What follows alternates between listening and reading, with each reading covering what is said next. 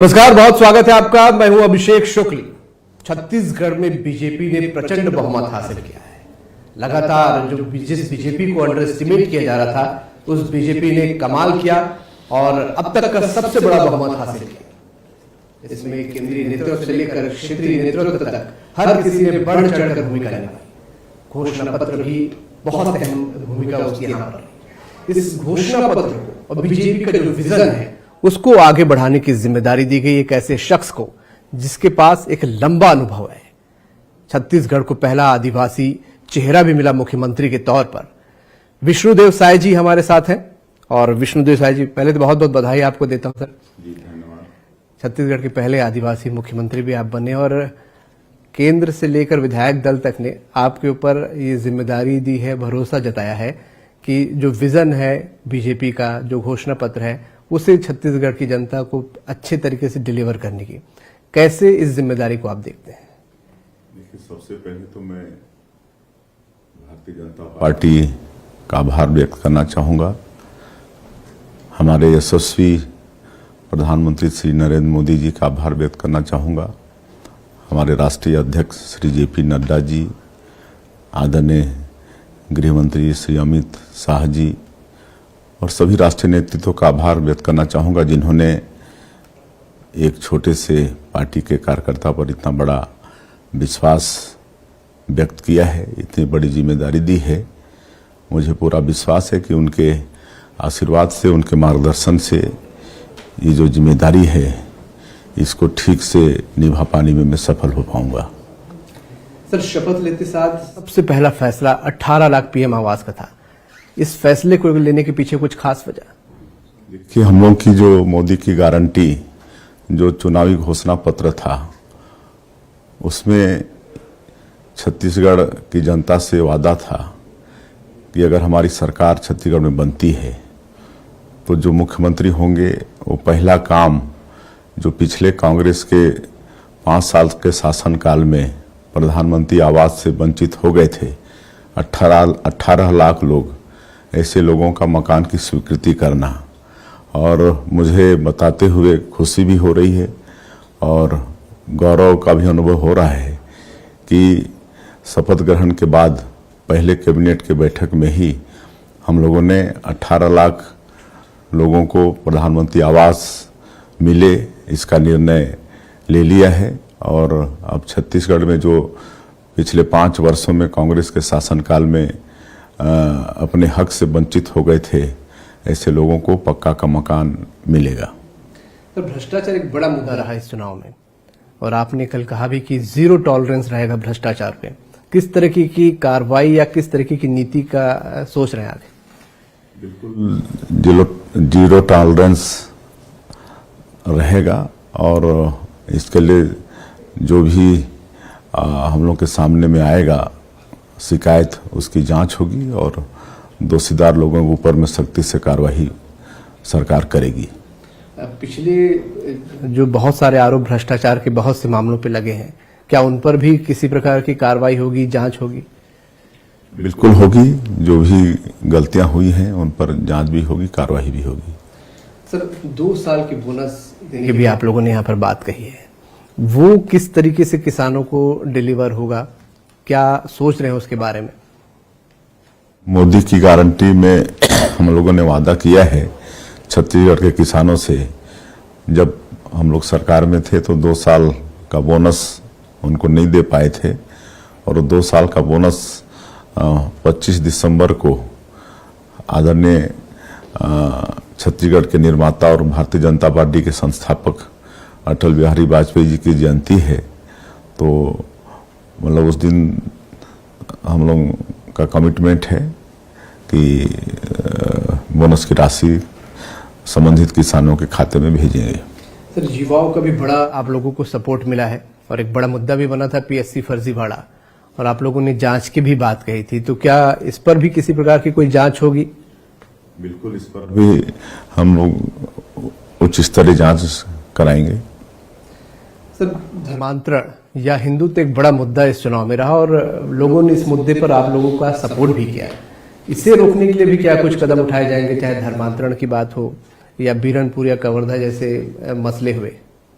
हाँ, पिछले कांग्रेस की सरकार में धर्मांतरण जोरों पर हुआ और इसमें कहीं ना कहीं सरकार में बैठे हुए लोगों का सह भी था, क्योंकि जो लोग धर्मांतरित होते हैं वो कांग्रेस के वोट बैंक हो जाते हैं और निश्चित रूप से इस पर भी हमारी सरकार जो भी आवश्यक कदम होगा उठाएगी। आपको लगता है कि ये एक मुद्दा बना चुनाव में और जनता ने आप लोगों की बातों पे भरोसा किया कि नहीं, धर्मांतरण हो या फिर बीरनपुर हो या कवर्धा हो, इसमें आप लोगों का पक्ष सही था? जी बिल्कुल। आज छत्तीसगढ़ ही नहीं, देश की जनता को भारतीय जनता पार्टी पर विश्वास है। हमारे आदरणीय प्रधानमंत्री नरेंद्र मोदी जी पर विश्वास है। हमारे सभी राष्ट्रीय नेतृत्व पर विश्वास है कि मोदी जी का जो मंत्र है कि सबका साथ, सबका विकास, सबका विश्वास, और उस अनुरूप हमारी पार्टी की सरकार काम भी करती है। ये आज छत्तीसगढ़ ही नहीं, पूरे देश की जनता में विश्वास है। सर, 3 तारीख के बाद से जब से रिजल्ट आया, मैंने जबरदस्त उत्साह कार्यकर्ताओं में भी देखा और पब्लिक में भी देखा। एक बड़ा चेंज हुआ है। शपथ ग्रहण जिस ग्राउंड पर हुआ, उस ग्राउंड पर भी पहले जब मैं मौजूद था, जब प्रधानमंत्री की पहली सभा हुई थी और प्रधानमंत्री ने बदलबो का नारा दिया था, वहां पर उसी ग्राउंड पर शपथ ग्रहण हुआ। कैसे वहां का माहौल भी आपने देखा था, जबरदस्त उत्साह था। कैसे इस पूरी यात्रा को देखते हैं, पहली सभा से लेकर शपथ ग्रहण तक की चुनाव की यात्रा?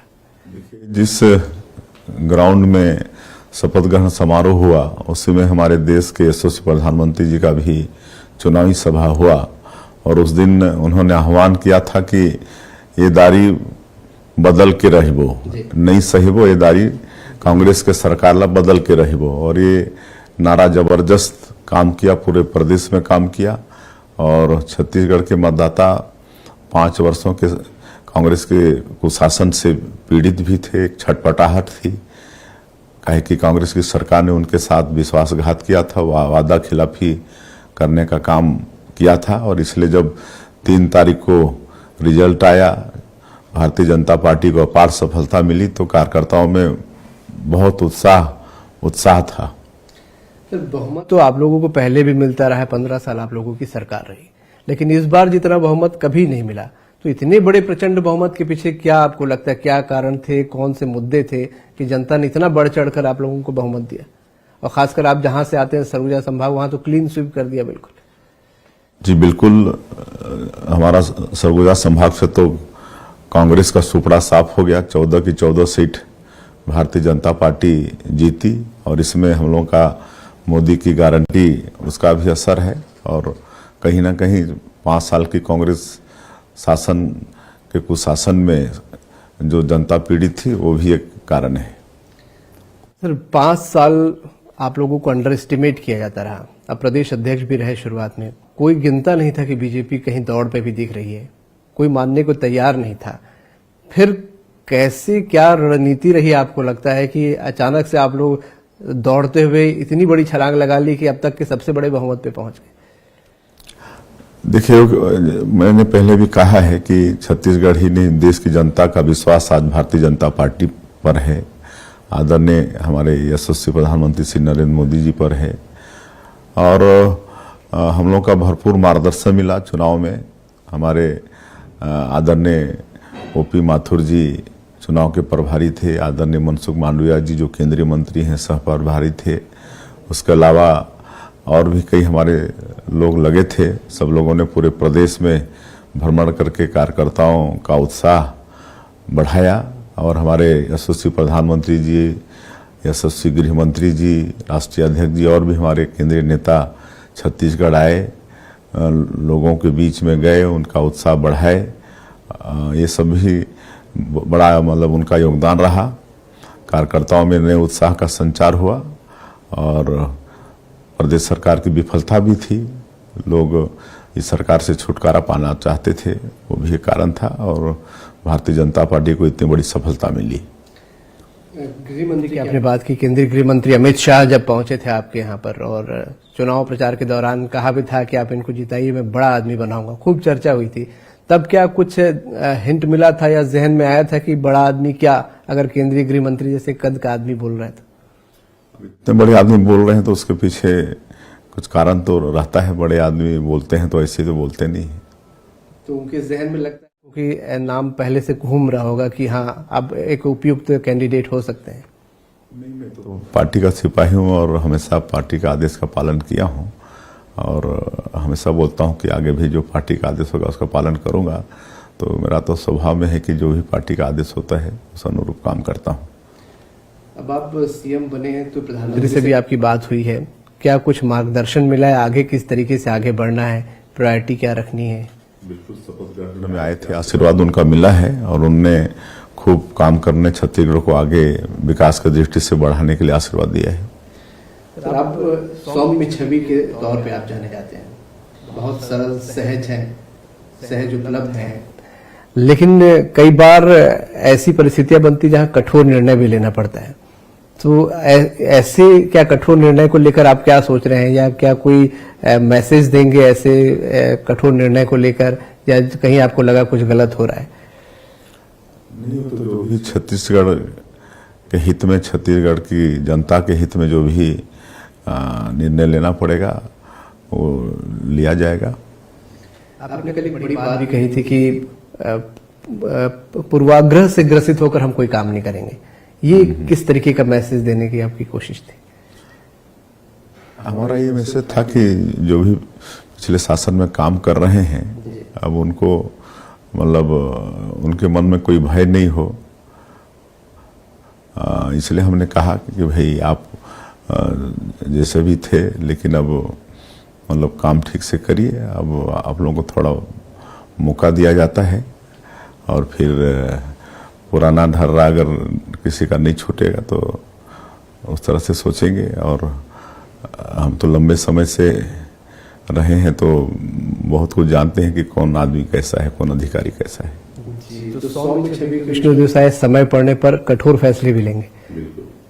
तो ये लोग मान के चले कि विष्णुदेव साय सिर्फ प्यार से समझाते नहीं, जरूरत पड़ने पर कठोर कार्रवाई भी करते हैं। बिल्कुल, और इसका उदाहरण छत्तीसगढ़ की जनता एक आध बार देख भी चुकी है। चलिए जी जी बिल्कुल। जशपुर की हम बात करें सर, जहां से आप आते हैं वहां भी कंटिन्यू कुछ न कुछ धर्मांतरण जैसे मुद्दे आते रहे और आप हमने देखा भी प्रखरता के साथ आप उन मुद्दों को उठाते भी रहे वहां पर।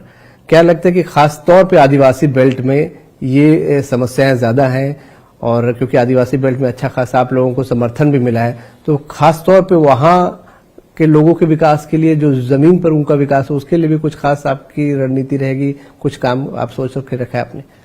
बिल्कुल सोच के भी रखे हैं और आगे भी और सोचेंगे, उनके साथ मिलेंगे, बैठेंगे भी, चर्चा भी करेंगे और उनका भी समुचित विकास हो इसके लिए सरकार पूरा ख्याल रखेगी। लोकसभा चुनाव भी आने वाले समय में है, 11 सीटें हैं और पिछली बार 9 आप लोगों की रही हैं, तो उसे किस तरीके से आप देखते हैं कि क्या टारगेट कुछ वहां लेके चल रहे कि लोकसभा में, क्योंकि अच्छा खासा माहौल आप लोगों के फेवर में? 2024 में लोकसभा का चुनाव है और 11 लोकसभा की सीट छत्तीसगढ़ में है। पूरी की पूरी 11 लोकसभा की सीट भारतीय जनता पार्टी को जिता के देंगे। आपको लगता है कि विधानसभा के मुद्दे हैं ये आगे भी बढ़ेंगे, लोकसभा में भी काम आएंगे?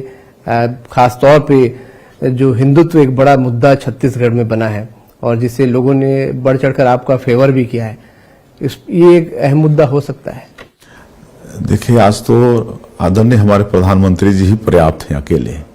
आज देश की जनता का बच्चा बच्चा का विश्वास आदरणीय नरेंद्र मोदी जी पर है। आज इतने मतलब वो पॉपुलर हो गए हैं, आज कहीं ना कहीं हम नहीं कहेंगे, निश्चित रूप से आज विश्व के सर्वाधिक लोकप्रिय नेताओं में से हैं और इस देश की जनता पूरी तरह से उनको समझ चुकी है कि यही एक व्यक्ति हैं जो मतलब सबका साथ, सबका विकास, सबका विश्वास, इसको मूल मंत्र मानते हुए काम कर रहे हैं और पूरे विश्व में भारत का डंका बजा रहे हैं।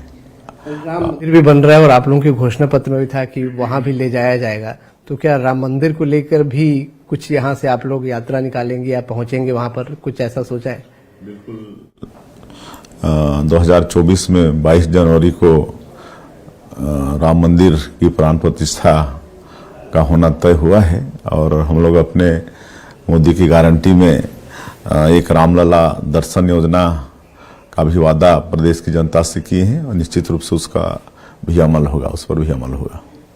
वैसे तो आपके बारे में क्योंकि लंबा राजनीतिक करियर रहा है तो सभी जानते हैं, फिर भी जशपुर के बगिया में आप रहते हैं और बहुत कम उम्र में आपको परिवार की भी जिम्मेदारी संभालनी पड़ी।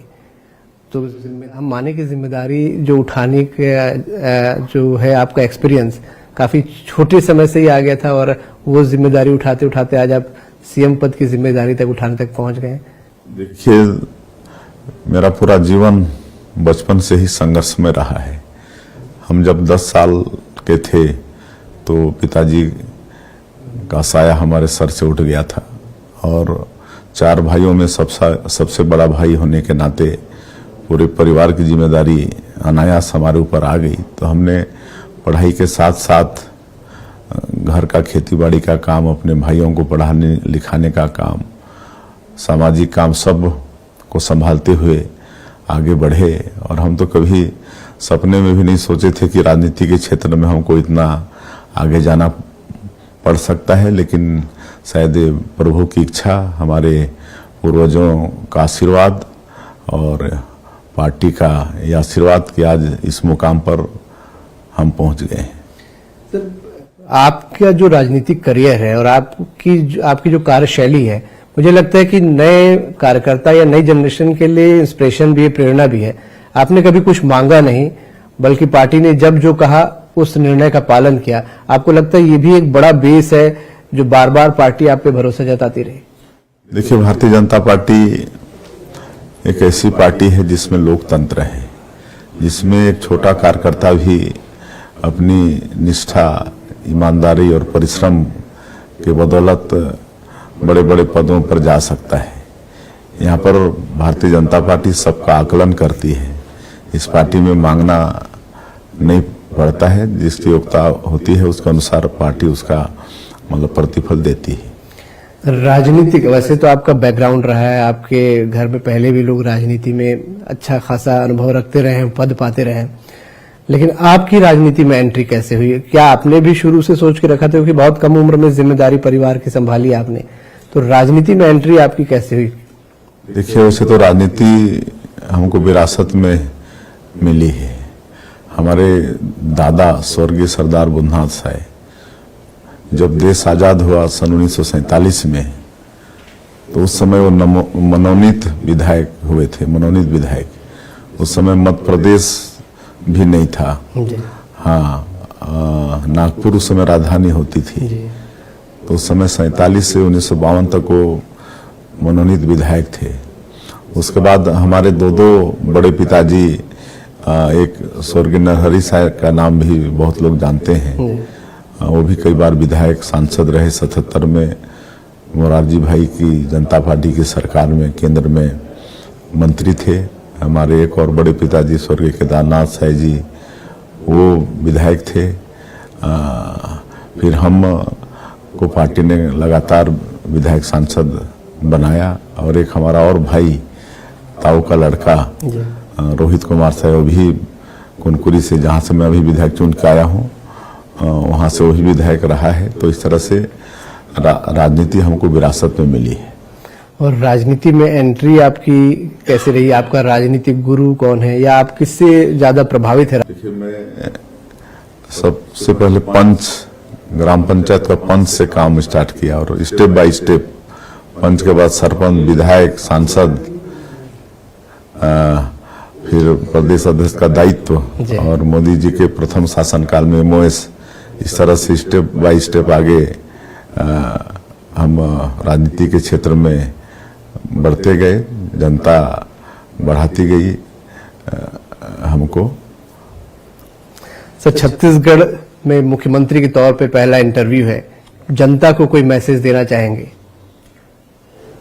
देखिए, जनता से हमारा ये निवेदन है कि एक बहुत बड़ा विश्वास उन्होंने भारतीय जनता पार्टी पर किया है, हमारे देश के यशस्वी प्रधानमंत्री श्री नरेंद्र मोदी जी पर, राष्ट्रीय नेतृत्व पर किया है। और हमारा राष्ट्रीय नेतृत्व भी और भारतीय जनता पार्टी ने हम पर विश्वास किया है।